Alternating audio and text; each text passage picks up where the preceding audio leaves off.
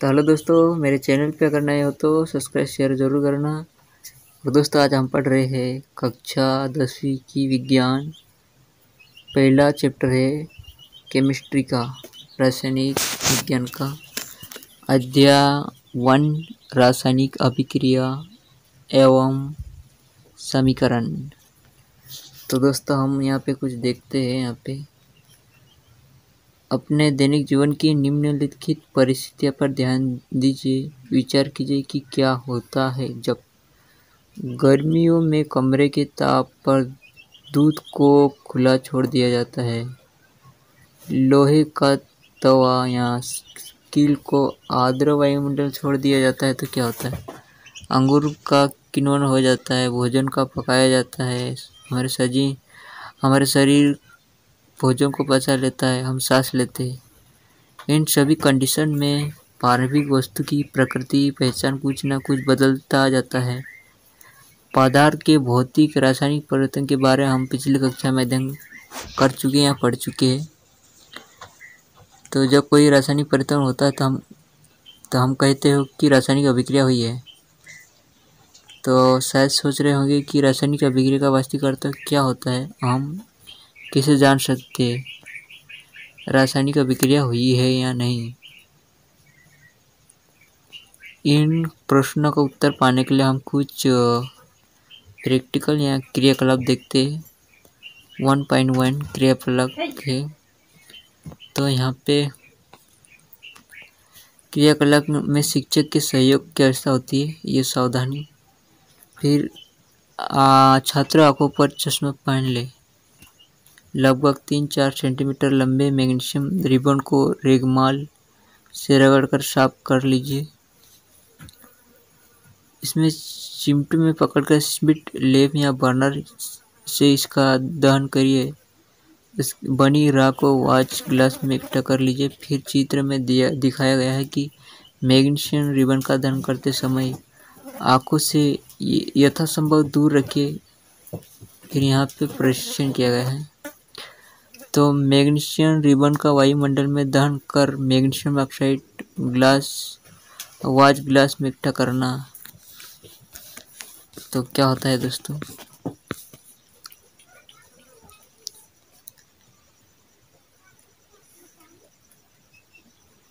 तो दोस्तों यहाँ पे मैग्नीशियम रिबन का दहन किया तो श्वेत चूर्ण में परिवर्तन हो गया। यानी दोस्तों क्या हुआ, मैग्नीशियम था ये मैग्नीशियम है। इस मैग्नीशियम रिबन को एक दहन मतलब मिलाया गया है ना दोस्तों रिबन में। फिर नया मिश्रण पैदा हुआ, कौन सा? श्वेत चूर्ण। श्वेत यानी सफ़ेद होता है, सफ़ेद चूर्ण परिवर्तन हो गया। इसी क्रिया को बोलते दोस्तों रासायनिक अभिक्रिया, है ना, रासायनिक अभिक्रिया बोलते, इसी को बोला जाता है रासायनिक अभिक्रिया। तो दोस्तों क्या होता है मैं बताऊंगा एक उदाहरण के लिए। रासायनिक अभिक्रिया का मतलब क्या होता है दोस्तों, अपने दूध लिया, मान लेते हैं यह दूध में कुछ खटाई डाल देते दोस्तों। खटाई डाल देते, फिर वो पूरा खट्टा हो जाता है। उसके बाद वो दोस्तों छड़ी होती है, उससे हिलाएंगे तो वो दही बन जाता है दोस्तों। दही बन जाता है। और दोस्तों इसी क्रिया से एक और उत्पादन होता है, उसको बोलते हैं घी बोला जाता है दोस्तों। तो ये घी भी क्या होता है, रासायनिक अभिक्रिया होती है।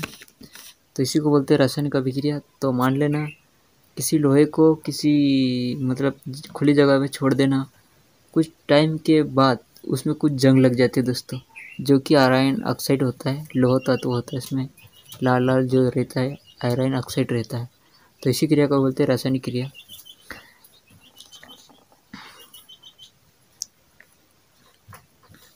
तो यहाँ पे दोस्तों रंग कुछ क्रियाकलाप किया, प्रैक्टिकल करके यहाँ बताया गया। अवस्था में परिवर्तन, गैस में परिवर्तन, रंग में परिवर्तन, ताप में परिवर्तन, ये सभी कहलाते हैं दोस्तों। रासायनिक अभिक्रिया कहलाती है। हम देखते दोस्तों ये है रासायनिक अभिक्रिया हो रही है सब, है ना। तो उदाहरण के लिए क्या होता है, तो परिभाषा किस लिखना, वह अभिक्रिया जिससे कुछ पदार्थ मिलाने पर नया पदार्थ बनता है उसी को बोलते हैं रासायनिक अभिक्रिया। एग्जाम्पल के लिए दूध का दही बनना, या ज्वार से मान लो अपना वो एल्कोहल बनाते हैं, एल्कोहल। अंगूर से भी एल्कोहल बनाया जाता है, नींबू से भी अल्कोहल बनाया जाता है दोस्तों। इसी प्रक्रिया को बोलते हैं दोस्तों रासायनिक अभिक्रिया। तो रासायनिक समीकरण देखते दोस्तों, समीकरण कैसे बनाए जाते हैं। तो दोस्तों जो समीकरण क्यों कैसे बनाए जाते हैं ये यहाँ पे मतलब लिखा हुआ है, पर समीकरण कैसे बनते हैं। जैसे दोस्तों हमने क्या पानी बनाने के लिए क्या करते हैं दोस्तों, हाइड्रोजन, 2 हाइड्रोजन मिलाएंगे, फिर ऑक्सीजन बने मतलब मिलाएंगे दोस्तों, क्या होगा।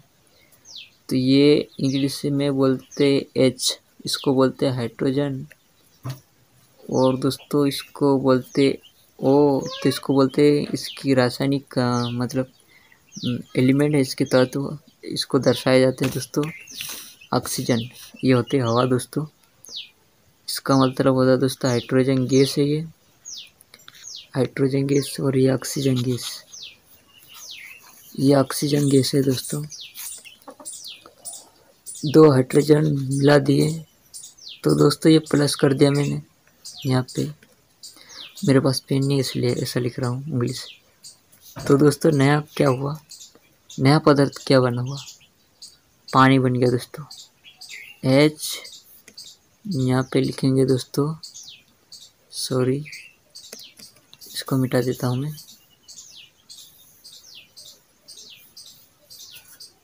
तो दोस्तों नया पदार्थ क्या बन रहा है, H2, यहाँ पे 2 लिखा हुआ है ना मैंने, ये O, इसको बोलते दोस्तों H2O। तो इसी को बोलते दोस्तों पानी, क्या बोलते हैं, पानी। तो इस फॉर्मेट में लिखने की प्रक्रिया को ही रासायनिक समीकरण कहते हैं। तो कभी एग्जाम में पूछा जाए 2 नंबर क्वेश्चन में, तो ऐसा रासायनिक समीकरण का उदाहरण लिखिए तो लिख लेना पानी का फार्मूला, है ना। तो इसी को यहाँ पे हिंदी में लिखिए, मैग्नीशियम प्लस ऑक्सीजन, तो मैग्नीशियम ऑक्साइड, ये तो मतलब ये अभिक्रिया कर रहे हैं दोस्तों, है ना। इधर अभिकारक है, दोनों आपस में मिल रहे। अभिकारक किसे कहते हैं दोस्तों, दोनों जो भी वस्तु है वो आपस में मिल के कुछ बनाएंगे तो दूसरा नया उत्पाद बनेगा, मतलब दूसरा कुछ चीज़ बनेगी। अभिकारक क्या कहलाते हैं, 2 तत्वों से मिलकर जो 2 तत्व मिलकर कुछ नया पदार्थ बनाते हैं, उसी को बोलते हैं अभिकारक, ये याद रखना। फिर उत्पाद क्या होता है, 2 तत्व मिलकर जो बनता है उसको बोलते हैं उत्पाद। तो यहाँ पे मैग्नीशियम ऑक्साइड का उत्पादन हुआ, तो इसी को बोलते हैं दोस्तों समीकरण, इसी को बोला जाता है क्या, समीकरण। तो ये मतलब समझ में आ गया होगा, नहीं समझ में आता तो मैं क्या और समझा देता हूँ क्या बोल रहे हैं। अब को इसी को मान लेते हैं, ये मैग्नीशियम को Mg से प्रदर्शित किया जाता है ना, मैग्नीशियम को Mg प्लस, ये इंग्लिश में मतलब तुमको संकेत याद करना पड़ेगा। मैग्नीशियम को किससे दर्शाते हैं, ऑक्सीजन किससे, तो O। तो दोस्तों ये क्या बना, MgO बन गया, इसी को बोलते हैं रासायनिक समीकरण। या तो हिंदी में भी लिख लेना, इधर लिख लेना हाइड्रोजन 2 प्लस ऑक्सीजन बराबर पानी बना, हाइड्रोजन ऑक्साइड,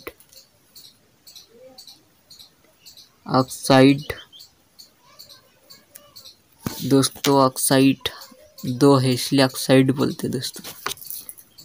तो यहाँ पे भी लिख लेना 2 होता है इसलिए ऑक्साइड।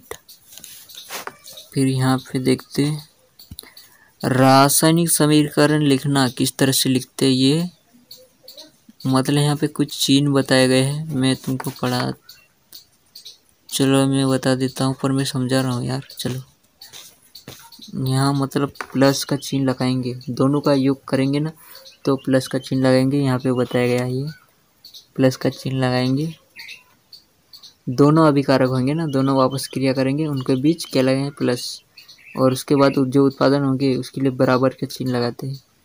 तो यहाँ पे रासायनिक समीकरण लिखने की प्रक्रिया बताई गई है ये वाली।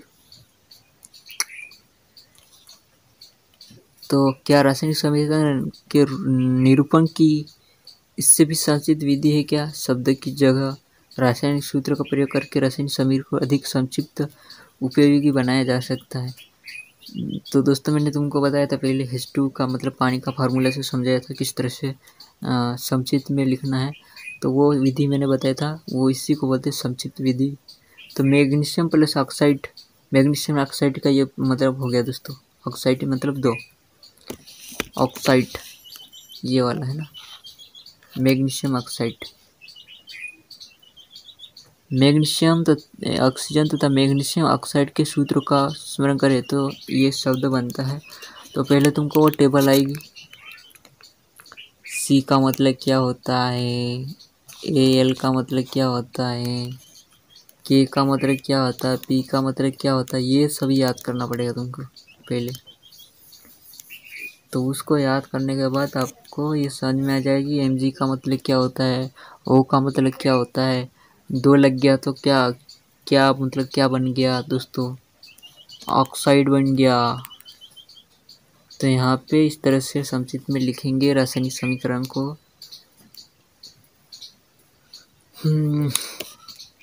तो तीर के निशान के बाईं और दाईं ओर के तत्व को परमाणु की संख्या में गिनती कर उनकी तुलना करें। क्या दोनों तत्व परमाणु की संख्या समान है? यदि है तो समीकरण संतुलित है, यदि नहीं है तो असंतुलित, क्योंकि समीकरण के दोनों ओर का द्रव्यमान बराबर नहीं है। किसी अभिक्रिया का ऐसा रासायनिक समीकरण ढांचा रासायनिक समीकरण कहलाता है। इस समीकरण को मैग्नीशियम की वायु में जलने का ढांचा समीकरण है। तो यहाँ पे समीकरण 2 प्रकार के होते हैं, एक संतुलित होता है, एक असंतुलित। दोस्तों ये यहाँ पे जो मैग्नीशियम और ऑक्सीजन दिया है ऑक्सीजन, तो ये दोनों मतलब मिलाने से बराबर है कि नहीं ये प्रक्रिया, तो दोस्तों इसी को बोल रहे हैं दोस्तों। तो ये बराबर नहीं है तो इसको बोलेंगे असंतुलित, और बराबर है दोनों साइड, मतलब पहले जो अभिकारक जितना पदार्थ लिया था उतना ही पदार्थ इधर दोनों को मिलाकर बनना चाहिए, तो इसको बोलते हैं संतुलित। अगर इधर ज़्यादा है और इधर कम हुआ तो इसको बोलते हैं असंतुलित समीकरण। तो यहाँ पे संतुलित समीकरण का महत्व क्या होता है, कभी एग्जाम में पूछा जाएगा। आपके द्रव्यमान की संरचना का नियम स्मरण होगा, मतलब आपका द्रव्यमान का जो नियम है वो याद होगा कि जिसमें आपने 9वीं कक्षा में अध्ययन किया हो। तो किसी भी रासायनिक अभिक्रिया में द्रव्यमान का न तो निर्माण होता है न ही विनाश होता है, अर्थात किसी भी रासायनिक अभिक्रिया के उत्पाद तत्व कुल द्रव्यमान अभिकारक तत्व के कुल द्रव्यमान के बराबर होता है।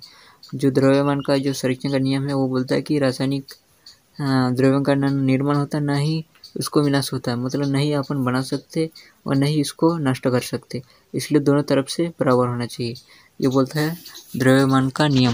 तो वह नियम लगता है संतुलित रासायनिक समीकरण में। तो ऐसा दूसरे शब्दों में बोले तो दोस्तों रासायनिक अभिक्रिया के पहले उसके पश्चात पड़े तत्व परमाणु संख्या समान रहती है। तो मैंने सीधी बात न अवकाश की ओर मैंने बोला वही है, कुछ नहीं है, किताब में ज़्यादा ध्यान मत देना। तो कंकाली समीकरण को संतुलित करना आवश्यक है, क्योंकि रासायनिक समीकरण संतुलित है। हम रासायनिक समीकरण चरणबद्ध तरीके से संतुलित करना सीखेंगे। तो यहाँ पे क्रियाकलाप देखिए दी हुई है 1.3 में, समीकरण को दर्शाया गया जिंक प्लस सल्फ्यूरिक अम्ल। तो यहाँ पे जिंक सल्फेट प्लस हाइड्रोजन। उपरोक्त समीकरण को निम्नलिखित रासायनिक समीकरण से दर्शाया जा सकता है। तो दोस्तों ये सल्फ्यूरिक अम्ल का फार्मूला ये होता है ये, और जिंक सल्फेट का मतलब क्या होता है ये मैं बताऊंगा आप तुमको किस तरह से। तो ये तुमको याद करना पड़ेगा फार्मूला और ये संकेत रासायनिक प्रक्रिया में किस तरह से लिखा जाता है वो तुमको याद करना पड़ेगा। तो दोस्तों इसको बोलते जिंक, एन ZN को बोलते जिंक, ऐसे याद करना पड़ेगा तुमको। H2SO4 को बोलते सल्फ्यूरिक अम्ल, इसको याद करना पड़ेगा। तो दोस्तों यहाँ पे ले लिया हमने, क्या लिया दोस्तों, तो जिंक सल्फेट प्लस हाइड्रोजन कैसे बनाएंगे, तो इसको इस तरह से बताता मैं तुमको, संतुलित है कि नहीं है। यहाँ से हमने क्या ले लिया दोस्तों, यहाँ से हमने जिंक को, यहाँ से हमने क्या किया दोस्तों, यहाँ से हमने जिंक को ले लिया और यहाँ से सल्फाइड को ले लिया, सल्फाइड 4 को। तो zinc sulphide H4 plus H2, तो दोस्तों यहाँ पे जिंक 1 है और यहाँ पे 2 हाइड्रोजन है। एस सल्फ्यूरिक अम्ल कितने हैं, यहाँ पे 4 है, तो यहाँ पे जिंक 1 है, फिर सल्फ्यूरिक अम्ल भी 4 है, हाइड्रोजन भी 2 है। यानी दोस्तों ये समीकरण हो गया अपना समान, क्योंकि यहाँ पे जो भी तत्व थे उनकी संख्या समान हुई, नया उत्पादन हुआ तो समान है कि नहीं दोस्तों। तो इसी को बोलते हैं संतुलित समीकरण। यानी दोस्तों क्या हो रहा है, मैं तुमको सीधी बात, खुद तुमको रासायनिक ये चीज़ नहीं समझ में आ रही होगी ये कैसे, तो यहाँ इसको दर्शाते हैं, इसको बोलते हैं जिंक। ये ऐसे टेबल तुमको याद करना पड़ेगी। फिर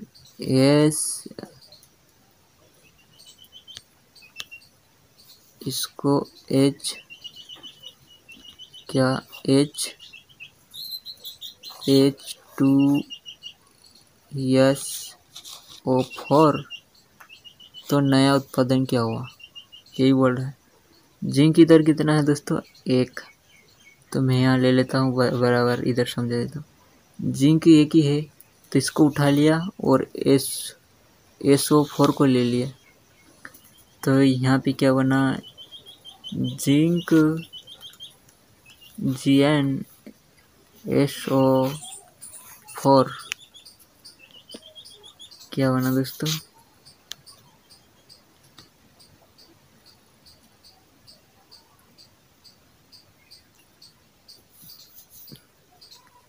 क्या बना, जिंक SO4, फिर किधर क्या बचा अभी, इधर उसको भी उठा लो, हाइड्रोजन 2 है, हाइड्रोजन तो इधर लिख दो, इसको बोलते संतुलित हो गया।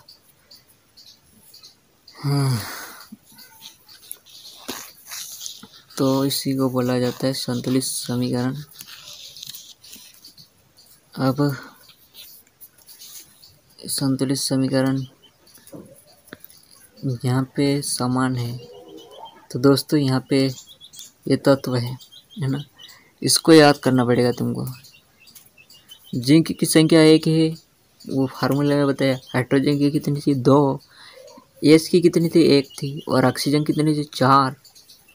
फिर उत्पादन में कितना आना चाहिए, उतना ही आना चाहिए दोस्तों, ना कि ज़्यादा होना चाहिए, तभी तो। अगर इधर ज़्यादा हो गए, यहाँ पे हाइड्रोजन 2 है तो यहाँ पे 4 हो गई, यहाँ पे कभी 4 हो गए, मान लो यहाँ पे 4 हो गए, तो ये गलत हो जाएगा, ये गलत हो जाता है ना, इसलिए यहाँ पे संतुलित समीकरण के लिए ये समान है।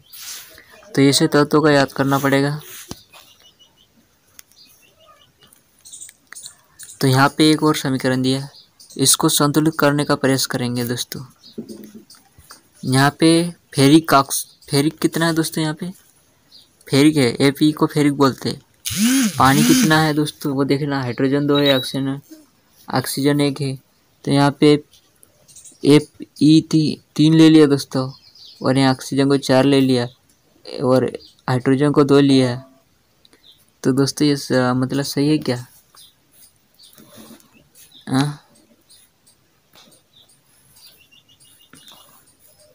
तो दोस्तों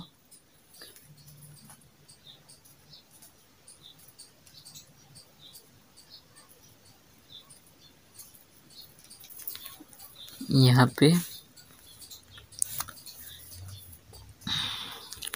ये गलत है ना दोस्तों, ये गलत है, ये संतुलित नहीं है, ये संतुलित नहीं है, क्योंकि यहाँ पे फेरिक एक ही है तो एक ही आना था। फेरिक ऑक्साइड को लेना था तो किस तरह से लेना था मैं बता देता हूँ। यहाँ पे ये गलत है इसलिए यहाँ पे लिखते अपन। इसको संतुलित करने के लिए मैं डायरेक्ट तुमको लिए बता देता हूँ, इक्वल टू करके, बराबर करके, है ना। यहाँ पे लिख देते बराबर। फेरिक ऑक्साइड लिखने के लिए एफ ई को ले लेते, फिर ओ ले लेते, है ना दोस्तों। यहाँ से एफ और ओ को उठा लिया हमने, फिर बचा क्या दोस्तों, H4 लिख लेते, हाइड्रोजन 4। तो संतुलित हुआ कि नहीं। यहाँ पे कितने, सॉरी क्या बोल रहा मैं, हाइड्रोजन 2 इधर आ जाएगा ना, 4 नहीं 2 आ जाएगा, हाइड्रोजन 2 इधर आ जाएगा यहाँ पे। हो गई कि नहीं संख्या बराबर। एफ इधर एक ही है, हाइड्रोजन इधर 2 है, ऑक्सीजन एक है, तो हमने एफ ऑक्सीजन भी एक है और फेरिक भी एक है, हाइड्रोजन 2 है, तो इधर 2 ट्रांसफर कर दिया, यानी ये समीकरण संतुलित हो गया। और इसी समीकरण को बोलते दोस्तों असंतुलित समीकरण। इससे वाला होता है ना, उसको बोलते हैं असंतुलित समीकरण। इसको बोला जाता है संतुलित समीकरण। तो लिखने में प्रॉब्लम जा रही है यार, पेन नहीं है इसलिए। हाँ तो दोस्तों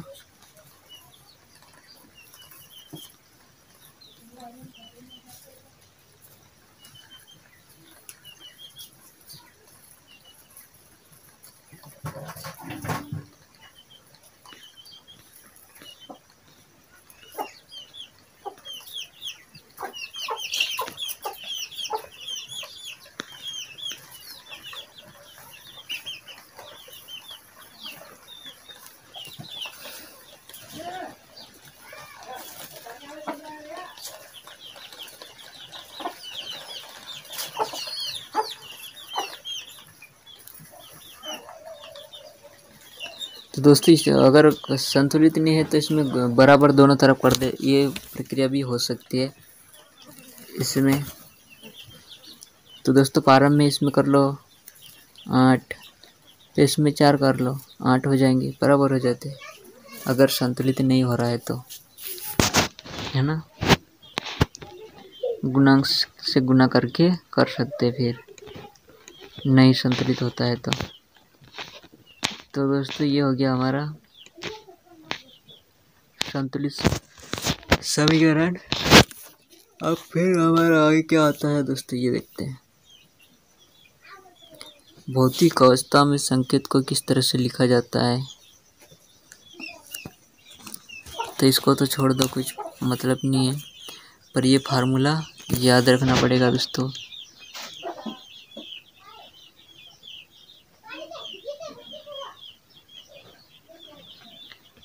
यहाँ पे ये फार्मूला ये से याद करना पड़ेगा कि क्या बनता है। अब ये प्रश्न आ गया है,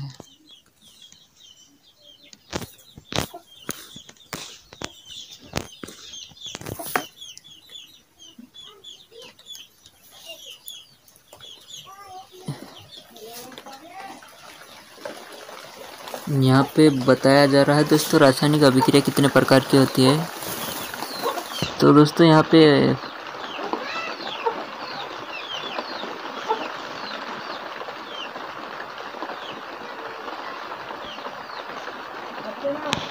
रासायनिक अभिक्रिया के प्रकार दिखते हैं हम डायरेक्ट।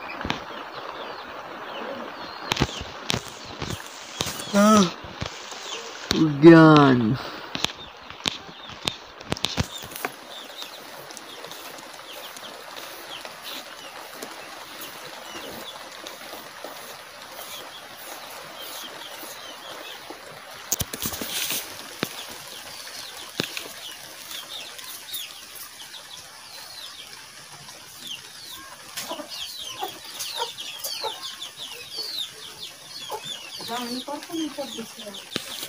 ही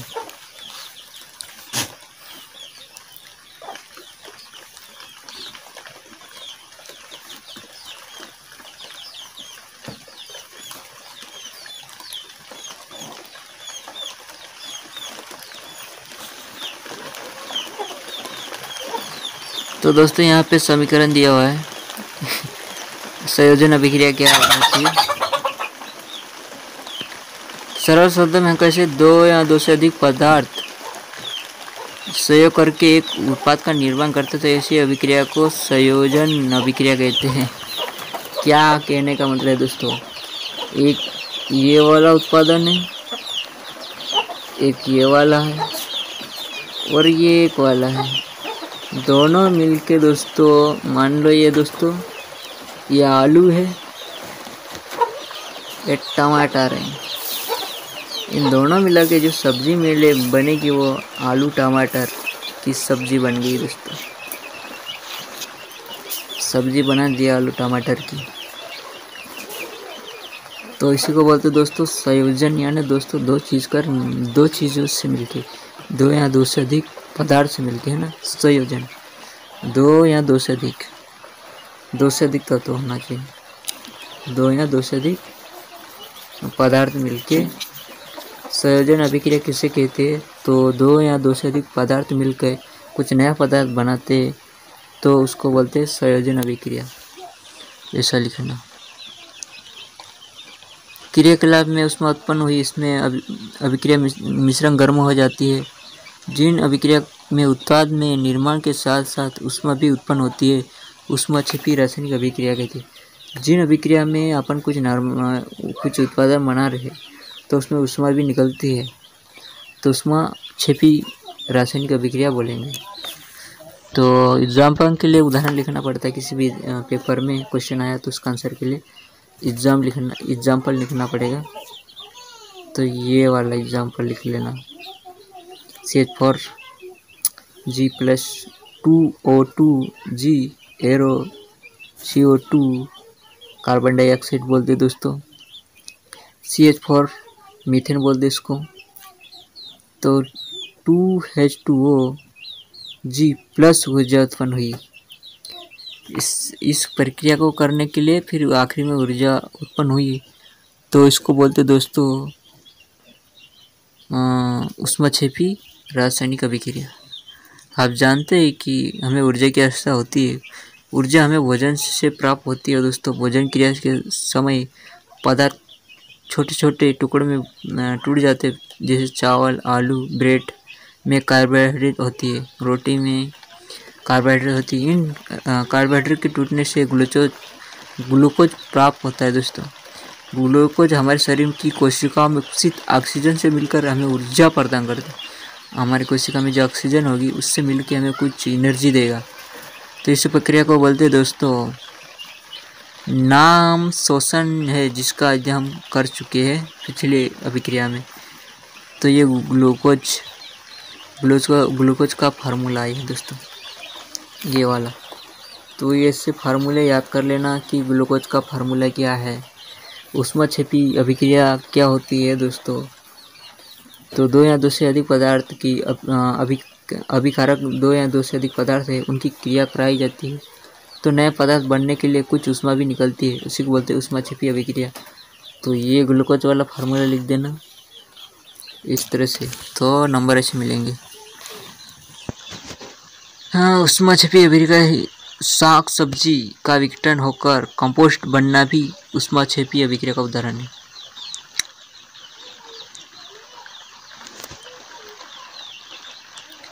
दोस्तों किसी पदार्थ को यानी दोस्तों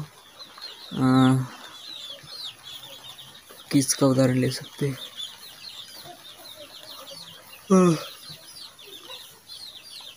जिसमें हवा भी निकलती दोस्तों, ऊष्मा भी निकलती है।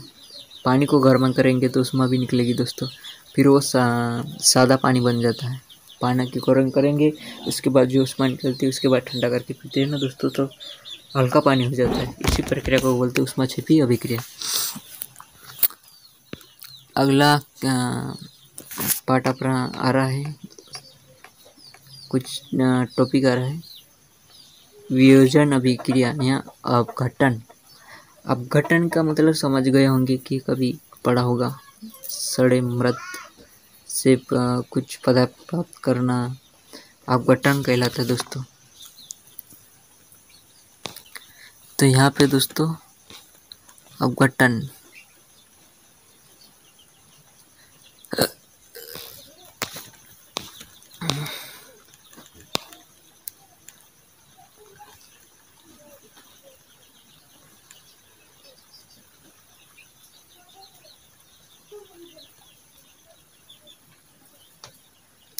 उष्मा देने पर कैल्शियम कार्बोनेट का कैल्शियम ऑक्साइड तथा कार्बन डाइऑक्साइड में वियोजन होना एक प्रमुख वियोजन अभिक्रिया। वियोजन को बोलते दोस्तों अपन क्या बोलते, उष्मीय वियोजन बोलते, वियोजन अपघटन इसी को बोलते दोस्तों। अपघटन क्रिया या वियोजन या उष्मीय वियोजन क्या बोलते हैं दोस्तों, ये एक ही नाम से मतलब वियोजन यानी क्या हो रहा आप देख चुके। अभिक्रिया में एकल अभिकर्मक टूटकर छोटे छोटे उत्पाद प्रदान करते, ये एक वियोजन है दोस्तों। मान लो दोस्तों, क्या मान सकते हैं आप,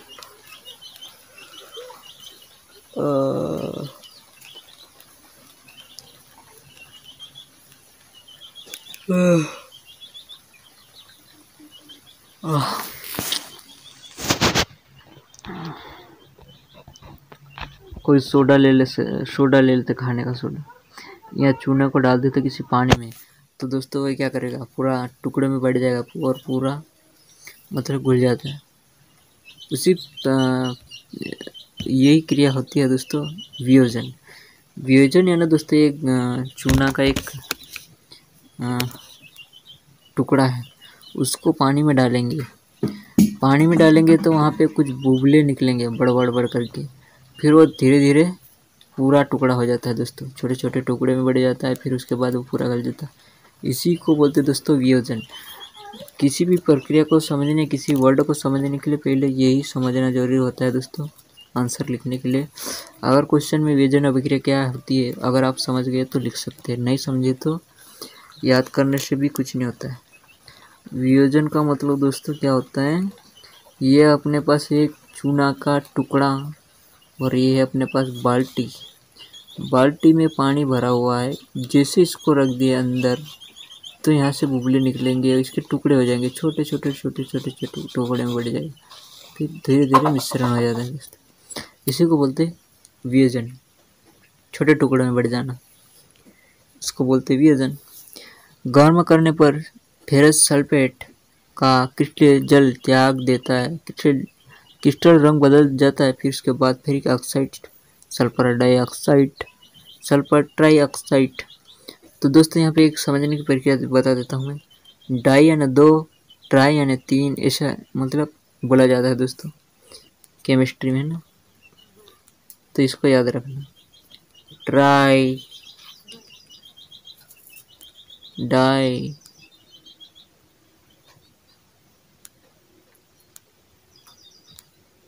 तो यहाँ पे देख, उष्मा देने पर कैल्शियम कार्बोनेट का कैल्शियम ऑक्साइड उष्मा दे दिया वो चूना, उसके बाद तो क्या किसमें मतलब बढ़ गया दोस्तों, कैल्शियम ऑक्साइड, फिर कार्बन डाइऑक्साइड में बढ़ चुका है। इसी प्रक्रिया को बोलते वियोजन अभिक्रिया। जो पहले था दूसरा पदार्थ वो दूसरे में परिवर्तन हो गया है, तो इसी को बोलते दोस्तों वियोजन अभिक्रिया। तो ये फार्मूला याद कर लेना, कैल्शियम कार्बोनेट ऑक्साइड, तो ये चूना पत्थर के फार्मूला। बिना बुझा हुआ चूना का फार्मूला लिखिए, क्वेश्चन में पूछा जाता है 2 नंबर में, तो आप ये लिखना। इसको क्या करना दोस्तों, यहाँ से आप क्या लेना, Ca को उठा लेना और यहाँ से OS को उठा लेना। हाँ, इसको उठा लेना। पहले आप चूना का फार्मूला याद कर लो, CaCO3S, ये होता है चूना का पत्थर का फार्मूला होता है। इस फार्मूले को आप तो बिना बुझा चूना ये भी लिख सकते हैं। अगर आप चूना का फार्मूला याद कर लिए, कैसे याद करेंगे आप, इधर बिना बुझा चूना कैसे लिखेंगे, Ca को उठा लिया यहाँ से और यहाँ पे OS को उठा लिया, इसको लिख लिया, इधर एरो लगा के अभिकारक करके उत्पाद बन रहा है। फिर प्लस करके क्या करना अपन को, इधर हमने क्या उठा लिया, यहाँ पे 3 ऑक्सीजन थे, यहाँ पे 3 ऑक्सीजन है, CaO को उठा लिया, CaOS को उठा लिया हमने, तो यहाँ पे 2 ऑक्सीजन बचे। अब दो यहाँ बचे, इनको प्लस करके 2 लिख लेना। तो इसको इस तरह से याद कर सकते हैं। संतुलित कर लेना। फिर पहले किसको उठाना ये याद रखना। पहले तो फार्मूला याद करके रखना चूना का, फिर बिना बुझा चूना का उठाना है अपन को, उस फार्मूले में चेंज करना है। तो क्या CaCaOS इसको उठा लिया, फिर बचा इसको प्लस करके इधर लिख देंगे। फिर यहाँ पे ध्यान रखेंगे कि दोनों साइड जो संख्या है द्रव्यमान या परमाणु की वो बराबर होने चाहिए। तो बिना बुझा चूना का फार्मूला भी याद आ जाएगा।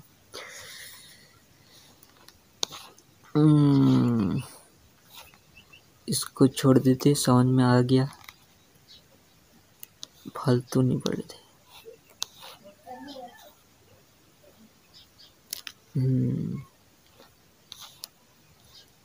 तो यहाँ पे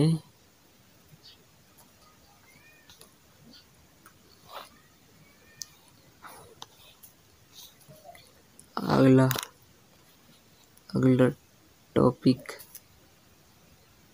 चूज करने के लिए क्या करना पड़ेगा।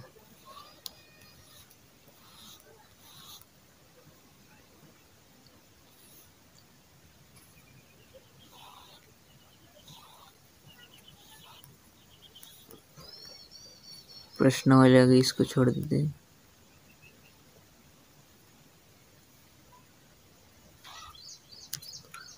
इसको छोड़ देते भाई।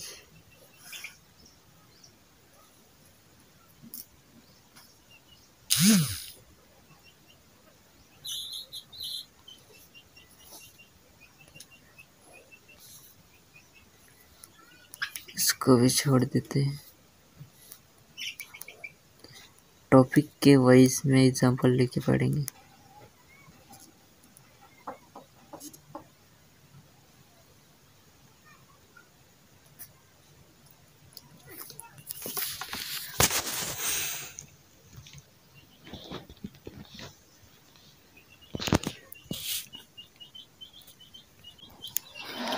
तो दोस्तों यहाँ पे कॉपर ऑक्साइड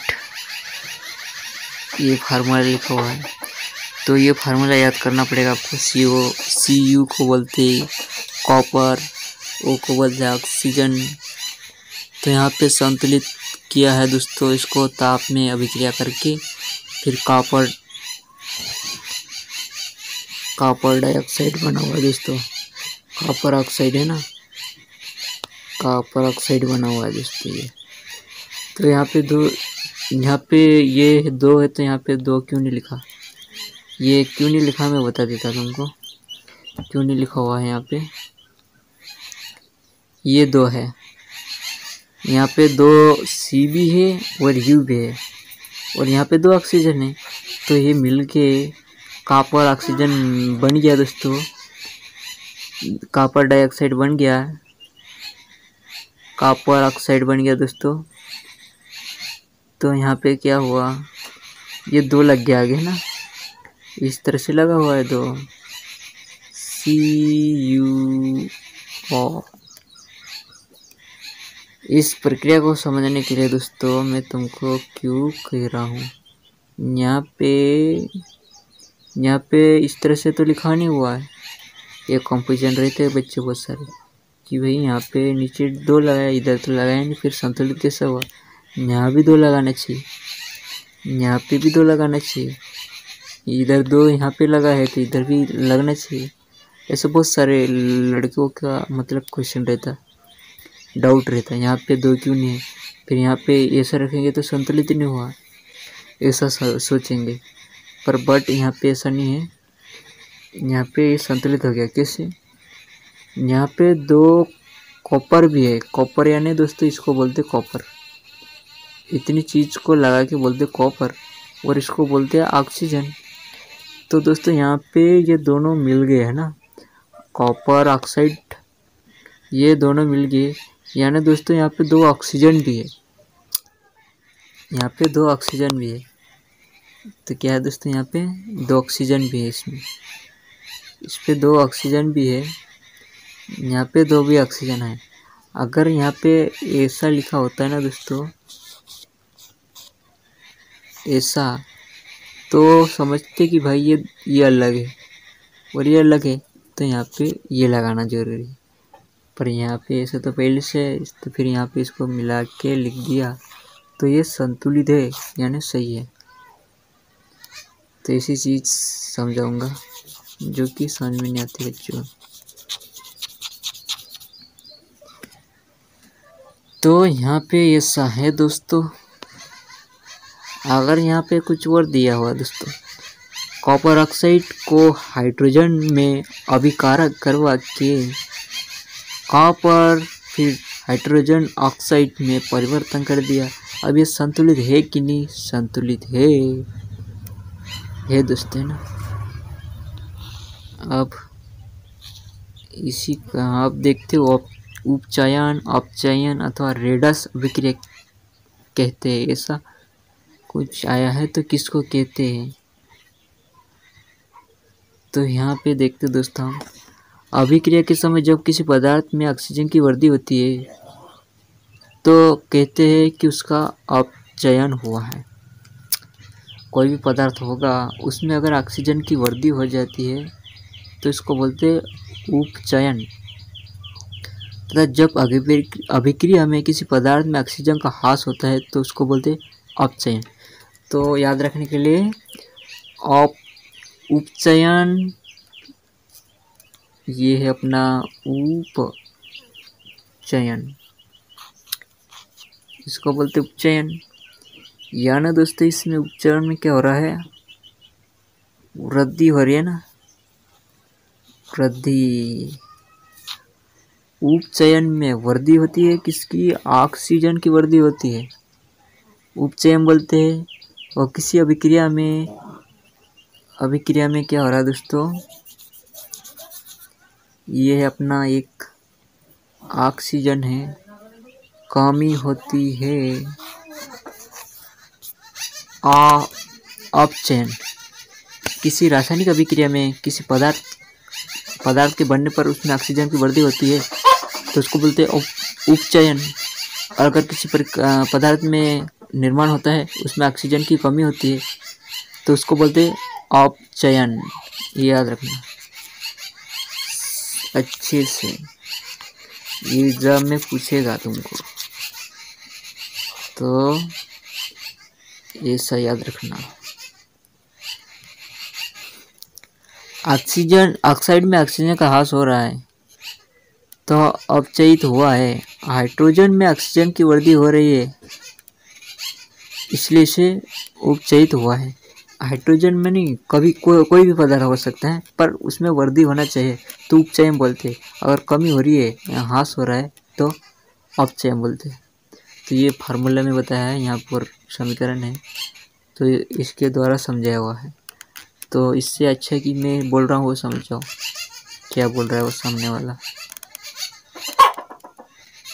इन अभिक्रिया को उपचयन, अपचयन, रेडस अभिक्रिया इसी को बोला जाता है। तो रेडस अभिक्रिया के लिए क्या करना पड़ेगा दोस्तों? आपको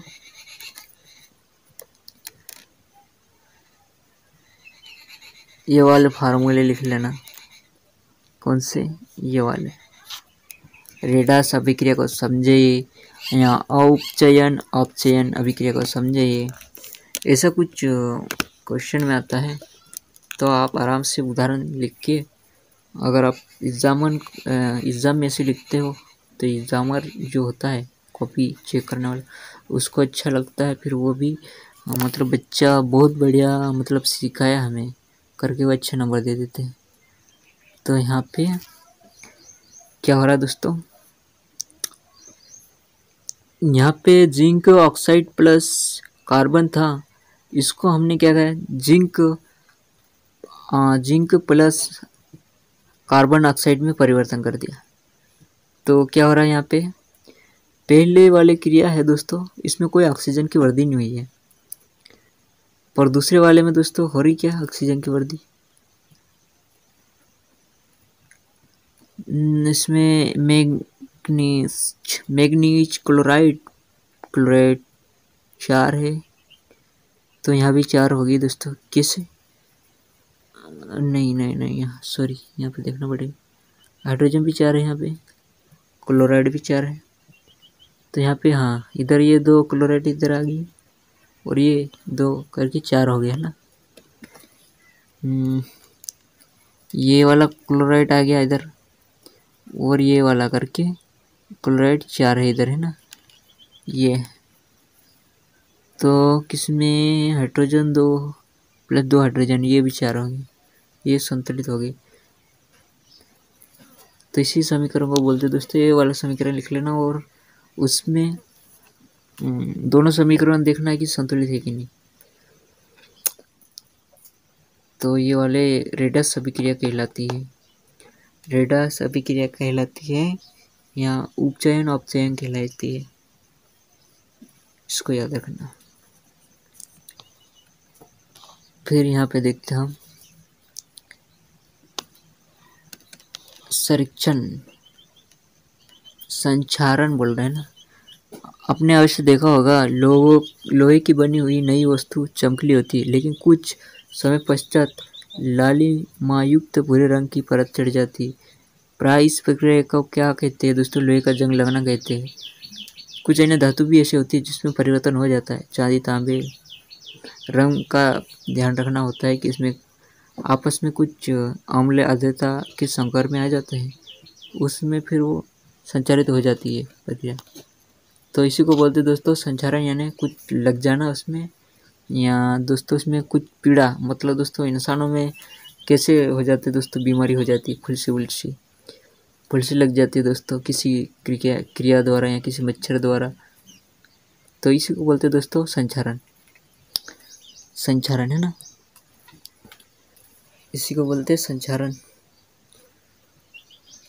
तो इसी को बोला जाता है संचारण। और हमारा लेक्चर भी बहुत बड़ा हो रहा है। इसी प्रक्रिया को बोलते हैं संचारण। मैंने सीधी बात में बोल दिया क्या हो रहा है। ये मान लेता हमारे पास एक लोहा है,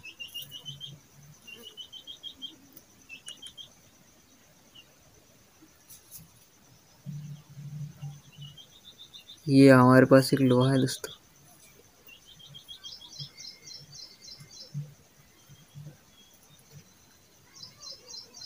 ये लोहा है।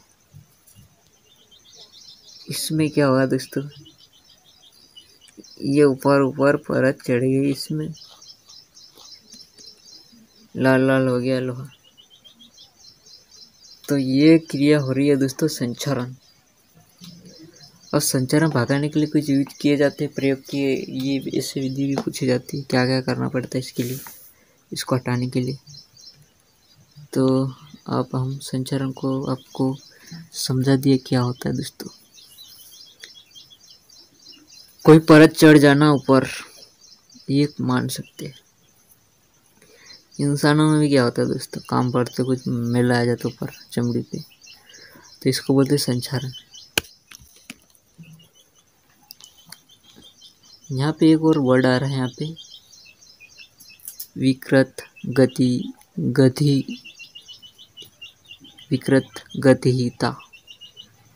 वायुयुक्त तेलीय खाद्य पदार्थ जब लंबे समय तक रखा जाता है तो उसका स्वाद गंध कैसी होती है?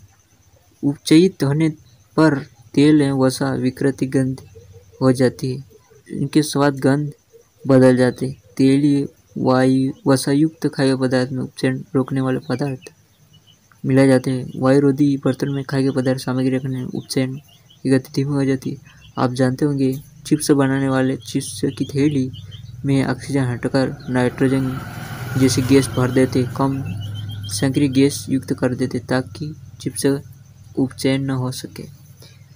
तो विकृति गति यानी दोस्तों क्या हो रहा है, कुछ पदार्थ होते हैं तो लंबे समय में खराब हो जाते हैं, उसमें कुछ स्वाद चेंज हो जाता है।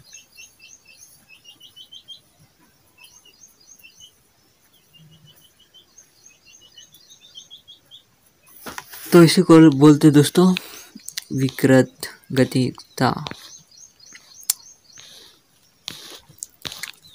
विकृत गतिता कहते हैं।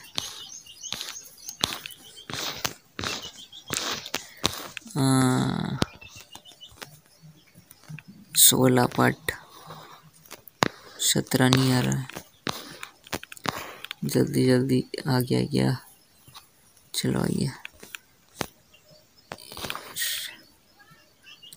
क्लोरीन गैस आयरन ऑक्साइड बनाता है। ये सब इसको आपको संतुलित करना है कि संतुलित है कि नहीं, इस समीकरण को देखना है आपको। इधर हाइड्रोजन है, फिर इधर भी, इधर कितने हैं दोस्तों, ऑक्सीजन और हाइड्रोजन 2 है इधर। तो इधर से क्या उठा लिया, Ca उठा लिया और किस में चेंज कर दिया, NO3 कैल्शियम नाइट्रेट में परिवर्तन कर दिया, फिर पानी को बाहर निकाल लिया। ये वाला समीकरण की बात कर रहा मैं, फर्स्ट वाला, पानी को बाहर कर दिया ना।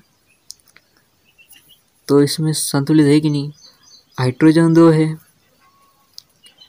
इधर कितने हैं दोस्तों, एक हाइड्रोजन इधर है,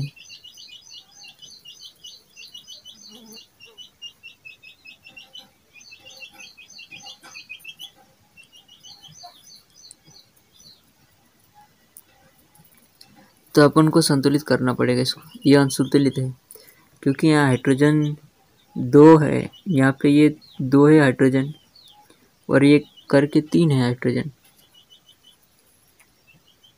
पर यहाँ पे 2 बता रहा है, तो असंतुलित है। तो इसको अपन हाइड्रोजन को भी 3 करना पड़ेगा। कैसे करेंगे,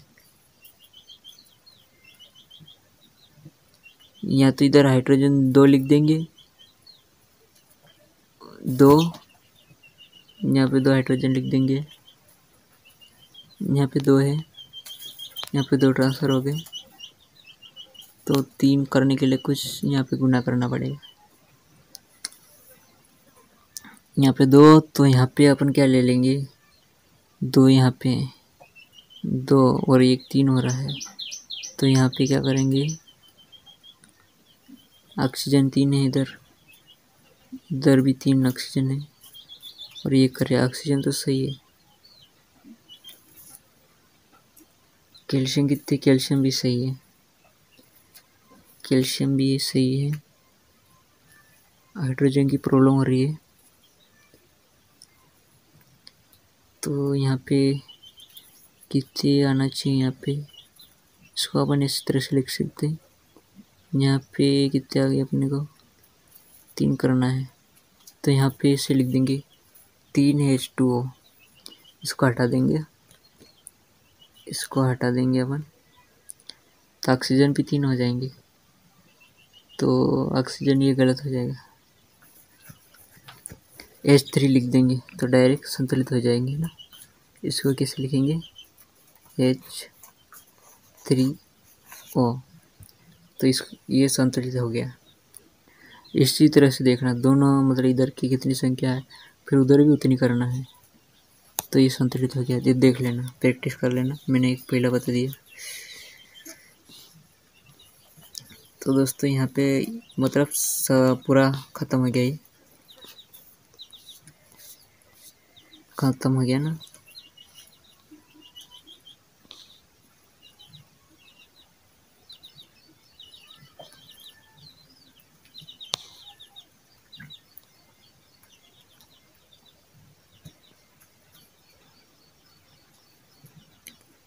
ये वाले क्वेश्चन याद कर लेना।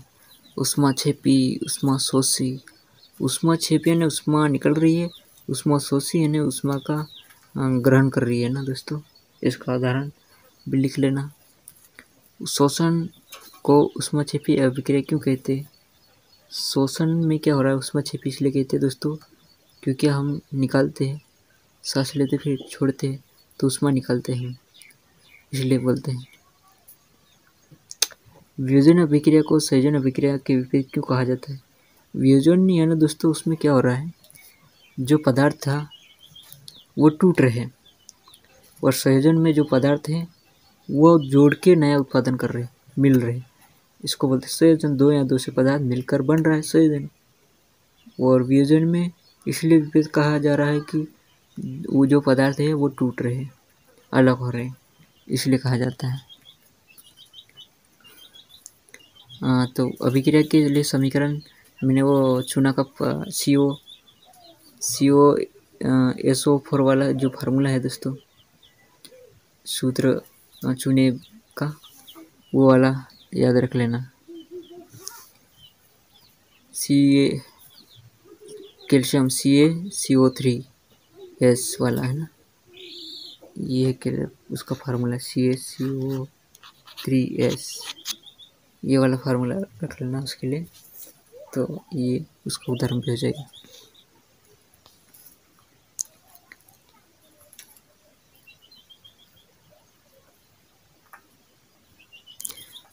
तो यहाँ पे बोला कथन रासायनिक समीकरणों के परिकर उन्हें संतुलित कीजिए। इसको अपन को लिखना है किसमें, रासायनिक समीकरण में। फिर इसको अमोनिया बन रहा है कि नहीं, तो पहले तुमको वो टेबल याद करना पड़ेगी संकेत वाले, है ना, रासायनिक तत्व की, एलिमेंट वाली। एच का मतलब क्या होता है, एन का मतलब क्या होता है, तो ये वाली फार्मूला याद करेंगे ना तुम, उसके बाद तुम इसको मतलब चेंज कर सकते रासायनिक अभिक्रिया में। तो इसको हाइड्रोजन गैस एवं आयरन क्लोराइड बनता है, हाँ बन जाता है।